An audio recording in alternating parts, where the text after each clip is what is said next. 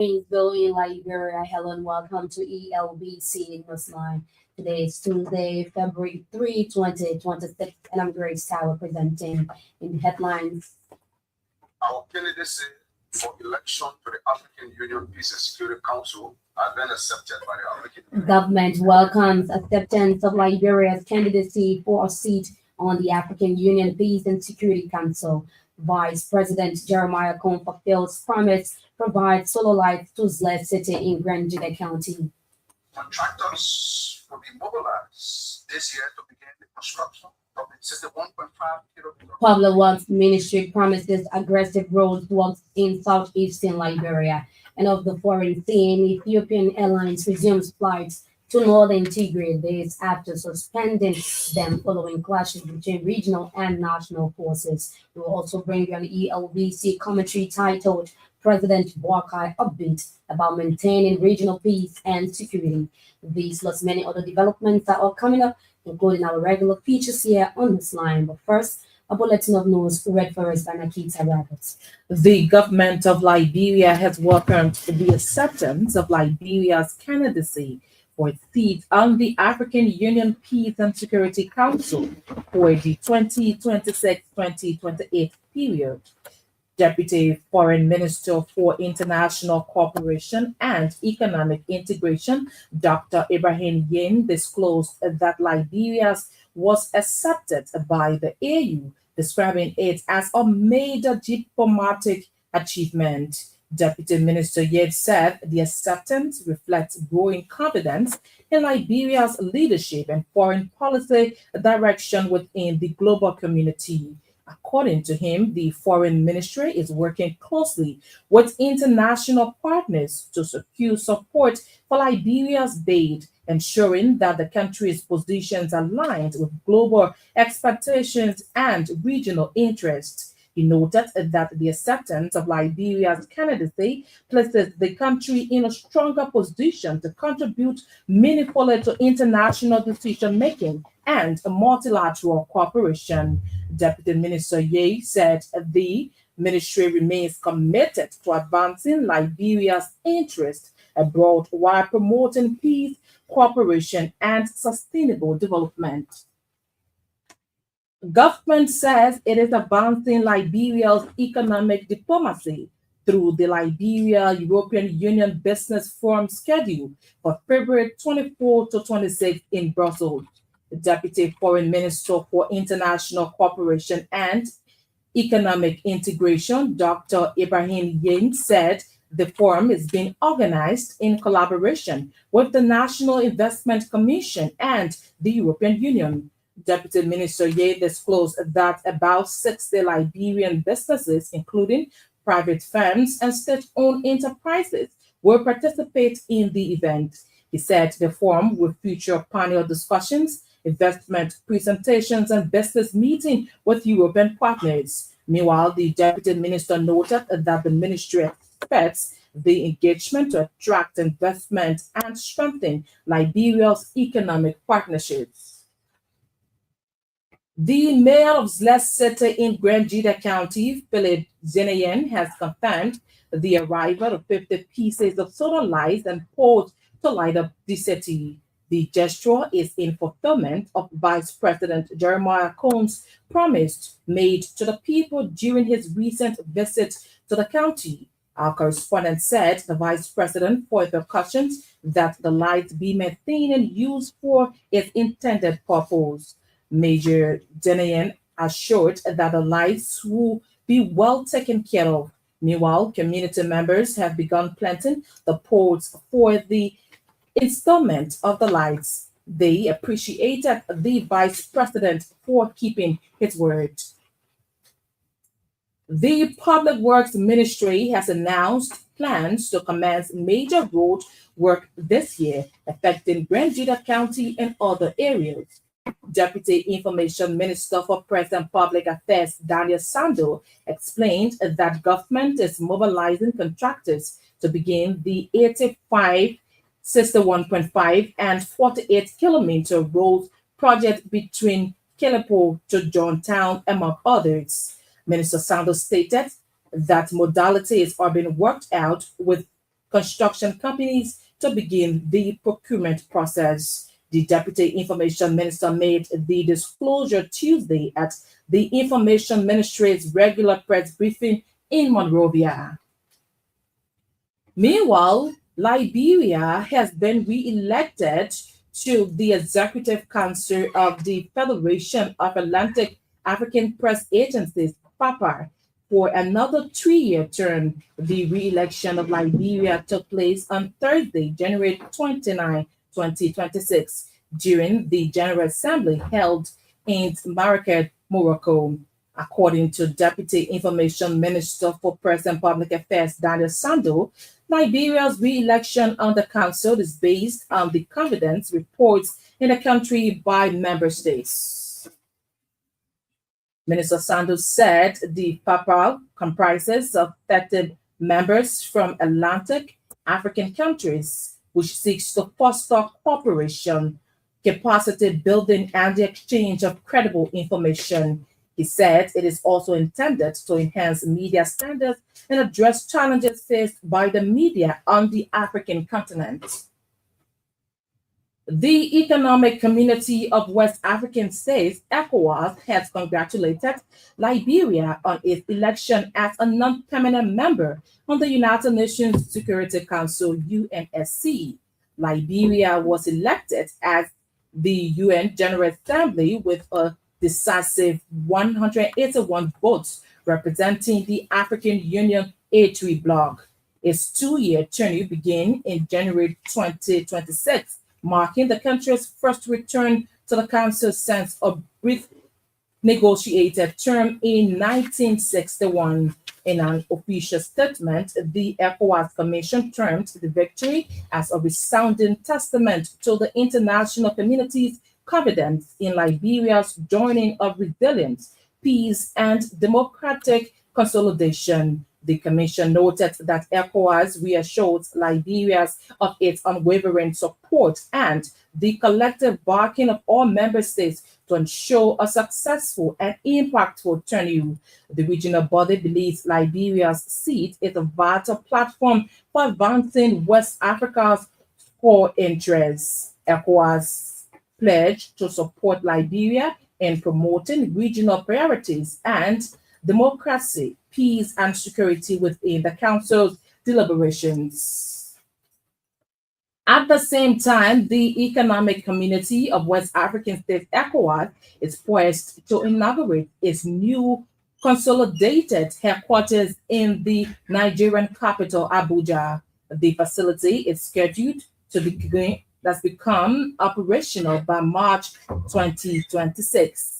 The confirmation follows an extensive site inspection on recently by a high-level delegation from the ECOWAS Commission. According to a dispatch, the delegation was led by the Commission's President, Dr. Omar Aliu Toure, who assessed the final stages of the construction work.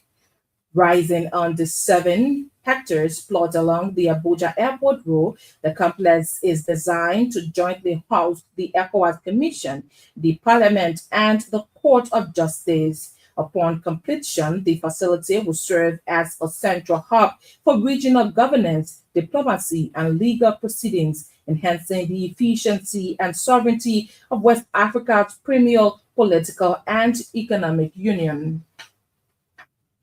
Grand Bassa County Superintendent Caillou Johnson has broken ground for the construction of the Benson River Public School worth $220,000 United States dollars. The project is intended to improve access to quality education and reduce overcrowding in public schools in the county. Our correspondent said the school has been housed in a rented building since the 80s. But the disclosure by the superintendent is now putting smiles on the faces of many residents and children in the area. Speaking at the groundbreaking ceremony, Superintendent Johnson noted that education remains the heartbeat of government, and as such, the county authority will ensure young people get the necessary education they deserve. Meanwhile, residents, including students and parents, expressed gratitude to Superintendent Caillou Johnson and the Bassa Legislative Caucus for the project. Tufts University TU has received a continual truck loaded with office and classroom equipment to enhance the university's administrative operations. The items include office cabinets and chairs for the university's audio-visual room, conference room chair, computers, and other fragile equipment. According to TU President Dr. Meje, the items are expected to support the effective functioning of various offices and learning spaces across the campus. Will continue from the US, and interestingly, we brought it straight from the seaport straight to harbor to show again the road is far better than it used to be. He stated that the achievement is as a result of his continued engagement and strong partnership with supporters outside Liberia, reflecting his dedication to improving infrastructure and enhancing the learning environment at Tufts University. Meanwhile, several students, faculty members, and staff of the university have praised Dr. Meje for the initiative. Margibi County Representative Emmanuel Yah has begun the construction of a 5-kilometer road in District 4 Margibi County. The project, which aims to provide smooth movement for its citizens in the district, is poised to connect over 20 towns and villages.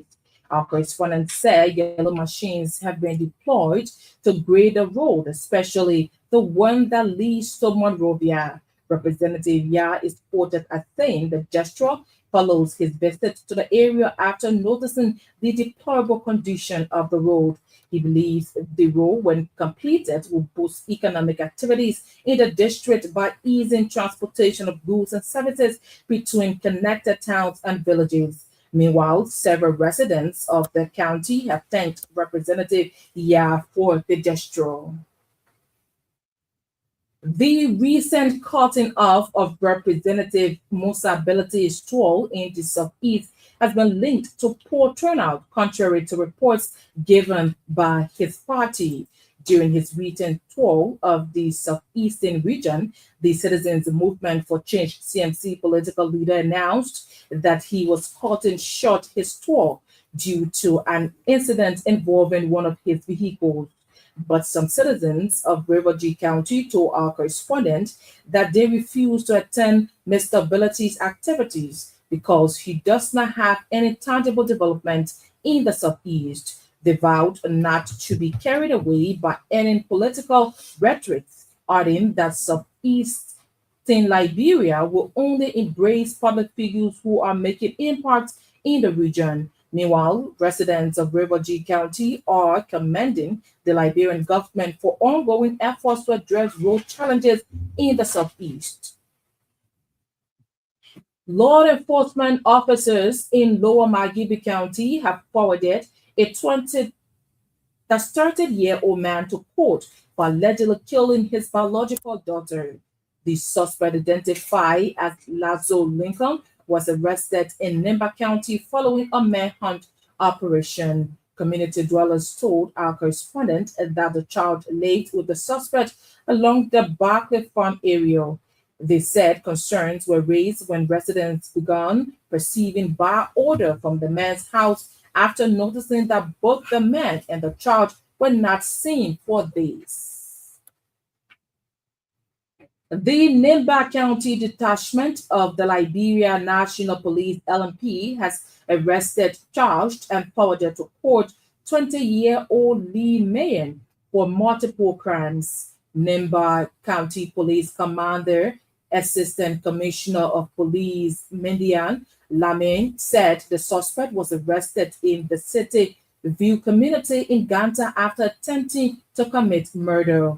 Lamin told reporters on Monday that on January 26, 2026, the suspect requested victim Blessing Dolo, age 20, and a motorcycle to take him to the City View community for his bag of cassava, which he wanted to sell. Upon arrival to the destination, Mayen reportedly disembarked the motorcycle and went into the bushes, pretending to get the bag of cassava when he raised a cutlass and wounded victim Blessing Dolo. interesting to note that during the course of our investigation, we also admitted to committing similar crime against one Pocky Obona on the 6th of December 2025 at the same location. Following the incident, community dwellers rushed on the scene upon hearing the cry of Blessing Doe and later had him arrested. Following a preliminary investigation, the police has charged suspect Median Lamine with aggravated assault, criminal attempt to commit murder, among others, and has forwarded him to the Saniquale Magisterial Court for trial. The suspect has since admitted to committing the crime. The Monetary Policy Committee and the Central Bank of Liberia has resolved to maintain the monetary policy rate at 16.25%. The monetary policy rate is a primary interest rate to control inflation, manage economic growth, and influence the costs of borrowing. The monetary policy rate acts as a benchmark with charges directly affecting rates for loans and saving and adjusting the amount of the money in circulation. Announcing the Monetary Policy Committee's decision on Monday, CBL Executive Governor Henry Samoa also disclosed a resolution to maintain the interest rate corridor at plus 2.5 and minus 7.5 percentage points. In the interest rate corridor at plus 2.5% and negative 7.5 percentage points around the NPR, outstanding credit, and saving deposit facilities. And Paris and Liberia, in partnership with Children's Surgery International, have completed the 2026 surgical mission in Liberia. Through the partnership, Paris and Liberia and CSR conducted life-changing surgeries for more than 100 children in the region. These efforts, according to a release, aimed to strengthen Liberia's healthcare capacity and improve community outreach services to the underprivileged population. The release said during the 2-week mission, 187 children were evaluated and 117 received free life-changing surgery in the ear, nose, throat, as well as other general pediatric services. Since 2010, the release said Firestone Liberia and Children's Surgery International have restored hope through the performance of over 1,404 surgeries to the vulnerable population. Many thanks, Nikita Roberts, for the bulletin. She makes the return later with our international developments. One of the big stories we're following this afternoon, government welcomes acceptance of Liberia's candidacy for a seat on the African Union Peace and Security Council. Citizens in southeastern Liberia will this year benefit favorably because of government intervention. During an Information Ministry press briefing Tuesday, Deputy Information Minister for Present Public Affairs Daniel Sando disclosed government plans for roads in the area. Will commence this year on the